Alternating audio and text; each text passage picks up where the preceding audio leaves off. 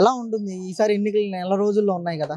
ఇక్కడ విజయవాడ తూర్పు నియోజకవర్గం నుంచి ఉమ్మడి అభ్యర్థిగా గద్దె రామ్మోహన్ గారు, వైసీపీ అభ్యర్థిగా దేవినేని అవినాష్ గారు పోటీకి రాబోతున్నారు కదా, వీళ్ళిద్దరి మధ్య ఎలా ఉండబోతుంది అంటారు? పోటీగానే ఉంటుందండి, పోటీగానే ఉంటుంది. అది గద్దె గారు గెలుస్తారు కంపల్సరీ. అంటే ఎందుకనన్నా గద్దె గారు ఎందుకన్నా? పనులు చేస్తారండి. ఈ వ్యక్తి మంచి వ్యక్తి, మంచి పని చేస్తారు, అందరినీ ఆదుకుంటారు, వాళ్ళు వీళ్ళని చూడరు, బాగానే ఇది అవుతాడు.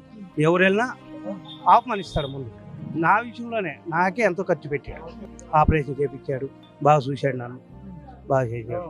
అంటే ఈరోజు పేదోడు పట్టించుకోవట్లేదని చాలా ఆరోపణలు చేశారు ఆయన మీద, గద్దె రామ్మోహన్ గారు. పేదవాళ్ళే బాగా చూస్తాడు.